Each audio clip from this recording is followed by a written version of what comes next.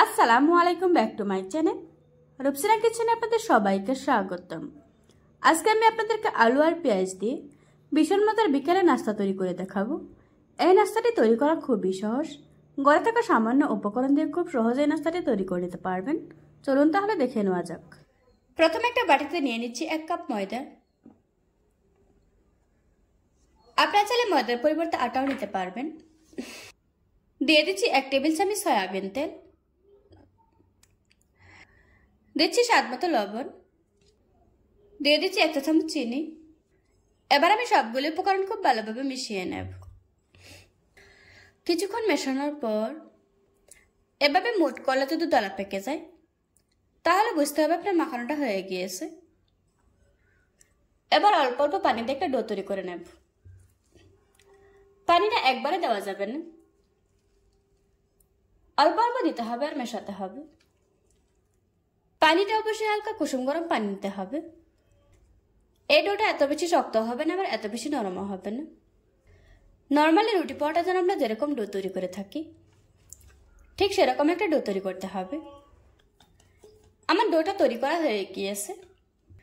এখন উপরে সামান্য একটু তেল দিয়ে দিচ্ছি, এতে করে উপর থেকে ড্রাই হয়ে যাবে না, সফটই থাকবে। এবার আমি ডোটাকে ঢাকনা দিয়ে ঢেকে রেখে দেবো 20 মিনিটের জন্য। এর ফাঁকে চুলায় একটি প্যান বসিয়ে দিয়ে দিচ্ছি 2 টেবিল চামচ রান্নার তেল। তেলটা একটু গরম হয়ে আসলে দিয়ে দিচ্ছি 1 টেবিল চামচ কাঁচামরিচ কুচি। কাঁচামরিচটাকে কয়েক সেকেন্ডের মতো ভেজে নিতে হবে। এবার দিয়ে দিচ্ছি 1 কাপ পেঁয়াজ কুচি। চুলার আঁচ মিডিয়ামে রেখে পেঁয়াজটাকে কিছুক্ষণ ভেজে নিতে হবে।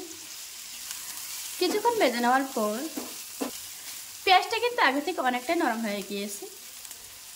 এবার দিয়ে দিচ্ছি 1 চা চামচ আদা রসুন বাটা। এখন আমি আদা রসুনের কাঁচা গন্ধ না যাওয়া পর্যন্ত ভেজে নেব। কিছুক্ষণ ভেজে নেওয়ার পর এবার দিয়ে দিচ্ছি 1 চা চামচ চাট মশলা, দিচ্ছি 1 চা চামচ ভাজা জিরার গুঁড়া, দিয়ে দিচ্ছি 1/4 চা চামচ হলুদের গুঁড়া, দিচ্ছি 1/4 চা চামচ মরিচের গুঁড়া, দিচ্ছি স্বাদ মতো লবণ। এখন মশলাগুলি পেঁয়াজের সাথে ভালোভাবে মিশিয়ে নেব। তারপর দিয়ে দিচ্ছি আগে থেকে ম্যাশ করে রাখা আলু। আলু সবকিছুর সাথে ভালোভাবে মিশিয়ে নেব আর এভাবে 3-4 মিনিট ভেজে নিতে হবে। 3-4 মিনিট ভেজে নেওয়ার পর দিয়ে দিচ্ছি 1 টেবিল চামচ টমেটো সস, দিয়ে দিচ্ছি কিছু ধনেপাতা কুচি। এখন একটু নেড়েচেড়ে ভালোভাবে মিশিয়ে নেব। আমার আলু পুরোটা রান্না করা হয়ে গিয়েছে। এবার আমি চুলা থেকে নামিয়ে নেব। ফিরে এলাম 20 মিনিট পর। এখন আমি ডোটাকে আরো কিছুক্ষণ সময় নিয়ে মধ্যে নেব। এবার আমি ছোট ছোট লেচি কেটে নেব। লেচি কেটে নেওয়া হয়ে গিয়েছে। প্রথমে একটা লেচি দিয়ে নিচ্ছি, তারপর সামান্য একটু ময়দা ছড়িয়ে দিচ্ছি। এখন একটা রুটি বেলে নেব। এই রুটিটা এত বেশি পাতলা হবে না, আবার এত বেশি মোটাও হবে না। রুটি বেলে নেওয়া হয়ে গিয়েছে। এবার আমি মাছ বরাবর দিয়ে দিচ্ছি আগে থেকে তৈরি করে রাখা আলুর পুর। তারপর এভাবে করে একটু ছড়িয়ে দিচ্ছি। তারপর একটা সাইড থেকে এভাবে করে সিল করে নেব। মুখটা খুব ভালোভাবে সিল করে দিতে হবে। আমি বাড়তি অংশটা ছিঁড়ে ফেলে দিচ্ছি। তারপর এভাবে করে হালকা হাতে প্রেস করে দিচ্ছি। আমার নাস্তাটা তৈরি করা হয়ে গিয়েছে। এভাবে করে আজকে আমি সবগুলো নাস্তা বানিয়ে নেব। একইভাবে আমি সবগুলো নাস্তা বানিয়ে নিয়েছি। এখন এগুলিকে ভেজে নেব। নাস্তাগুলি ভাজার জন্য চুলায় মিডিয়াম আঁচে তেল গরম করে নিয়েছি। এবার আমি গরম তেলের উপর নাস্তাগুলি দিয়ে দেব। যেই সাইড আমি ভাজ দিয়েছি ওই সাইডটা নিচের দিকে রাখতে হবে।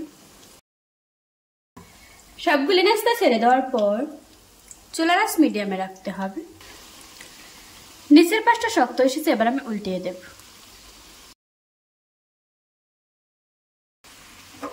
কিছুক্ষণ পর পর নাস্তাগুলিকে উল্টিয়ে পাল্টিয়ে ভাজতে হবে।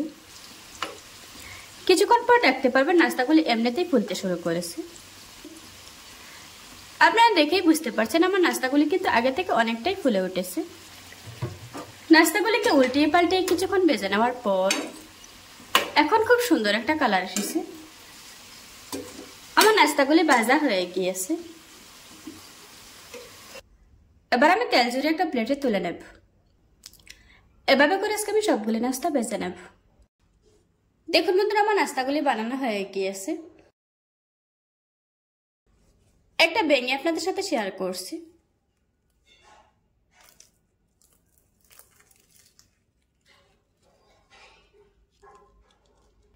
আশা করছি আজকের এই সহজ রেসিপিটা আপনাদের কাছে ভালো লাগবে। ভালো লাগলে আমার চ্যানেলটা সাবস্ক্রাইব করে পাশে থাকা বেল বাটনটি অন করে রাখবেন। আবারও কথা হচ্ছে নতুন কোনো ভিডিওতে। ততক্ষণ সুস্থ থাকবেন, ভালো থাকবেন। আল্লাহ হাফেজ।